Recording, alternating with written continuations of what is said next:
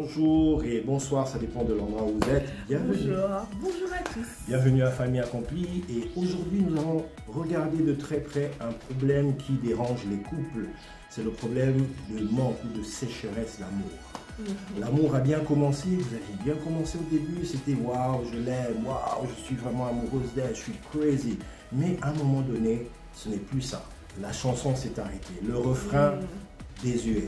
Maintenant, il y a un vrai problème, vous ne vous regardez plus, vous ne vous tenez plus par la main. Les habitudes que vous aviez au départ ont disparu complètement. Exactement. Et maintenant, c'est devenu chien et chat. Mais ce n'est pas la volonté de Dieu. En réalité, les gens ont l'impression que c'est l'amour qui part. En réalité, ça veut juste dire que vous n'avez pas travaillé les dimensions de l'amour qui devaient vous accompagner tout au long de votre destinée. Exactement. Voilà. Donc, l'amour se travaille. L'amour n'est pas juste en fait quelque chose, vous entrez et puis l'amour doit rester permanent comme ça. Voilà. C'est à vous de décider que ça reste. C'est à vous de décider qu'il faut travailler. Ce n'est pas automatique. En fait, l'amour, comme le dit 1 Corinthiens 13, l'amour doit être manifesté et il a plusieurs facettes.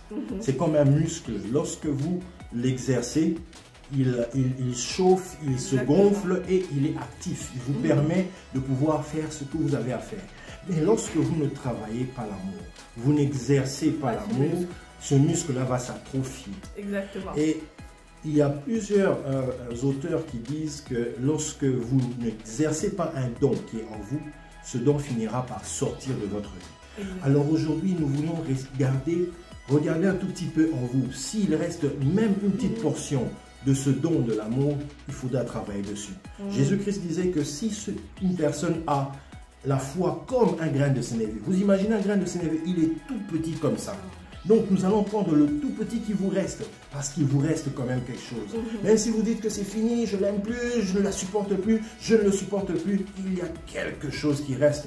C'est cet espoir-là que nous voulons réveiller. C'est cet espoir que le Saint-Esprit veut aujourd'hui utiliser pour pouvoir vous porter et vous ramener dans la dimension du vin nouveau. Amen. Parce qu'il y a quelque chose qui est parti, n'est-ce pas? Exactement. Et pendant ces 10 minutes de prière, nous vous invitons à croire que vous ne pouvez pas y arriver seul. Vous savez, je pense que les gens échouent dans le mariage aussi parce qu'en fait, ils se disent, j'entre dans le mariage, je l'aime et donc je continue à l'aimer.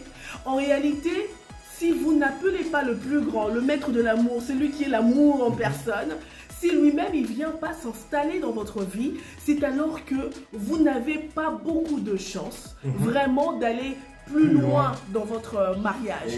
C'est lui qui vient, oh la Bible dit, le Saint-Esprit qui répand l'amour dans nos cœurs. Oh mais attends, ça doit être le verset chéri des couples. Amen. Seigneur, c'est toi qui remplis l'amour dans mon cœur alors que je n'aime pas mon mari. J'ai l'impression que je n'aime plus. Il y en a beaucoup qui nous appellent pour dire je n'arrive plus à l'aimer, je n'arrive plus. C'est tellement de frustration. Mais en réalité, c'est vraiment ce que vous devriez avoir comme leitmotiv au départ. Exactement. Le jour où on vous marie devant l'église, c'est la bénédiction nuptiale. En fait, en ce moment-là, vous appelez Dieu pour pouvoir être comme le troisième fil de la corde. Mais ce troisième fil de la corde, il ne faudrait pas retirer le troisième fil. Il faut le laisser. Et puis, ne pas l'utiliser comme une sorte de culture, des habitudes, des traditions. On va à l'église pour se marier. Non, non, non, non, non.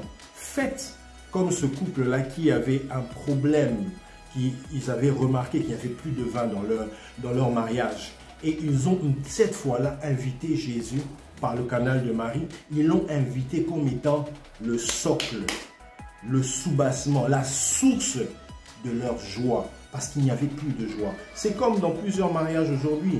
Il n'y a plus de joie, il n'y a plus d'harmonie, il n'y a plus d'unité, chacun fait sa vie comme il veut. Mais Dieu veut que vous puissiez revenir à cette alliance de départ, cette alliance que lui, il avait bénie. Pas l'alliance que vous avez aujourd'hui de chacun pour soi, Dieu pour tous. Aujourd'hui, il faut revenir à l'alliance de les deux font un. Qui pourra les séparer? C'est ça que Dieu attend. Et c'est pourquoi nous devons prier. Nous devons prier aujourd'hui afin que le Seigneur ramène le vin nouveau.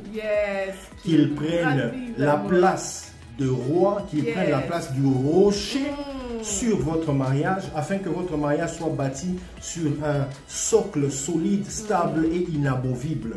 quel que soit le vent, quelle que soit la tempête, quel que soit le torrent qui peut venir, l'épreuve, vous serez plus que vainqueur par Jésus-Christ qui vous aime. Et 1 Corinthiens 13 dit, ne périt pas l'amour, ne périt pas. Et pourquoi l'amour ne périt pas? Parce que l'amour d'abord, il est patient.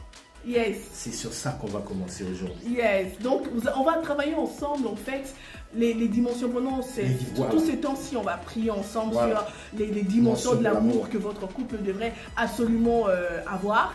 Et aujourd'hui, on va prier sur la patience. Si vous n'avez pas travaillé la patience dans votre couple, vous allez vous retrouver en train de vous détester. Et le Seigneur n'est pas du tout d'accord. On va prier pour que le Seigneur remplisse votre cœur, votre couple de patience. Personne, même si, je dis toujours, même si, allez, je dis, ok, Eden a épousé une bonne femme, c'est un exemple, c'est vrai que je suis une bonne femme quand même. Oui, alors, même si on dit, Eden a épousé une bonne femme, oui, mais cette bonne femme-là, elle risque de ne plus être bonne si je ne travaille plus ma patience, si je ne travaille pas la patience. Exactement. Si lui non plus ne travaille pas la patience avec moi, moi je ne travaille pas la patience avec lui, on ne va plus se supporter. Exactement. On va commencer à se taper dessus. Oui, à se taper dessus, à se crier dessus. Voilà. Allez, on a beaucoup parlé. Mais en fait, on va prier. La première chose que je voudrais qu'on fasse ensemble, c'est que vous puissiez accepter Jésus-Christ dans votre couple. Amen. Dites, faisons-le ensemble, ok? Alléluia. Prenez votre femme, prenez votre mari dans les mains et faites cette prière avec nous. Seigneur Jésus, nous sommes fatigués, de faire cette entreprise par nous-mêmes. Bâtir le mariage par nos propres forces. C'est impossible. C'est pourquoi nous t'invoquons. Nous te demandons humblement. Te demandons de venir. Nous te demandons de venir. Viens, aide-nous. Viens, aide-nous. Entre dans notre couple. Entre dans notre couple. Sois le Seigneur.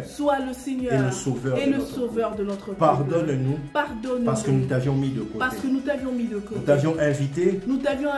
Comme un invité de seconde zone. Mais aujourd'hui. Nous t'invitons. Comme étant le rocher des âges. Le rocher des âges. Sur lequel nous allons bâtir désormais notre couple. Et que notre alliance soit fondée sur toi, le maître de la nouvelle alliance. Merci Seigneur Jésus. À partir d'aujourd'hui, conduis-nous dans le sentier de la justice à cause de ton nom. Conduis-nous Seigneur, dans toute la sagesse. Au nom de Jésus. Amen. Voilà. Maintenant, on va prier parce que le Seigneur a pris le contrôle. Il a pris le contrôle de votre couple. C'est que vous aviez reçu Jésus individuellement, mais aujourd'hui, vous avez reçu Jésus en couple. Maintenant, nous allons prier pour que le Saint-Esprit vienne remplir votre couple d'amour. On n'a plus beaucoup de temps. On va prier. Seigneur Jésus, Seigneur Saint-Esprit, nous t'invitons, Seigneur. Comme dans la vallée des ossements desséchés. Viens, Seigneur, viens, Éternel. Viens, toi qui es le maître souffle des quatre maître de mon couple. Souffle viens, maintenant Seigneur, dans mon Dieu, couple. Souffle dans le couple d'un frère, d'une sœur. Souffle, Seigneur, maintenant. Et remplis, Seigneur, le couple qui nous regarde. Le couple qui s'est connecté à cette émission. Remplis-les de ta présence. Toi qui es l'esprit d'amour. Remplis-les du vin nouveau. Remplis-les maintenant du vin nouveau. Alors que l'amour avait séché, ramène l'amour, non pas comme avant, mais dans une dimension meilleure, dans une dimension plus abondante. Car tu veux que nous ayons la vie et la vie en abondance. Remplis-les de l'amour en abondance. Remplis un mari, remplis une épouse de l'amour en abondance. Et que leur couple déborde. Et que Seigneur, le mari puisse aimer sa femme comme Christ a aimé l'Église. Qu'il aime sa femme comme son propre corps. Qu'elle aime son mari dans la soumission, dans l'amour profond, dans le respect. Seigneur, fais qu'une sœur au Éternel soit capacitée aujourd'hui. Seigneur Saint-Esprit, oins-les maintenant d'une huile fraîche. Oins ce couple d'une huile fraîche. Oint ce couple d'une huile fraîche, car il est doux et agréable pour des frères de demeurer ensemble. Oh, que dis-je? Il est doux et agréable pour un époux et une épouse de demeurer ensemble, unis. Oui, c'est comme une huile précieuse qui descend sur la tête, qui se répand sur la barbe, qui répand sur la barbe d'Aaron. C'est comme la rosée de l'Hermon qui descend sur les montagnes de Sion. C'est là que l'Éternel envoie la bénédiction. Seigneur, par le Saint-Esprit, loin maintenant ce couple d'amour, de patience. Remplis-les, Seigneur, de la patience. Remplis-le, que ça coule, que ça vienne, Seigneur, remplir mon frère, que ça remplisse ma soeur et que ça touche même les enfants, que ça remplisse leur maison, que toute l'atmosphère soit remplie de la présence du Saint-Esprit, qui les conduise dans l'amour et dans la patience, dans l'amour et surtout dans la patience. Alléluia. Et que c'est là que tu envoies la bénédiction. Envoie la bénédiction dans ce couple, dans cette maison, Seigneur. Envoie la bénédiction telle que tu as dit, j'ordonnerai à la bénédiction d'être avec toi, parce que ton esprit est là, dans ce couple, dans cette famille. Ordonne maintenant que la bénédiction puisse s'attacher à ce couple. Désormais, que la bénédiction s'attache à cette famille, Seigneur, qui a reçu Jésus dans le couple, qui a reçu Jésus dans leur maison, complétant le socle. Et Seigneur, que désormais, cette famille, ce couple ne soit plus jamais les mêmes. Que la patience soit leur caractère. Au nom puissant et précieux de Jésus-Christ. Amen. Amen. Amen. Vous l'avez fait. Allez. Comme ça, n'arrêtez pas de prier pour votre couple, n'arrêtez pas, sachez que vous ne pouvez pas vous aimer vous-même, vous ne pouvez pas, vous avez besoin que le Saint-Esprit remplisse vos cœurs d'amour, mais de la meilleure manière, cet amour qui apporte le bonheur à l'autre.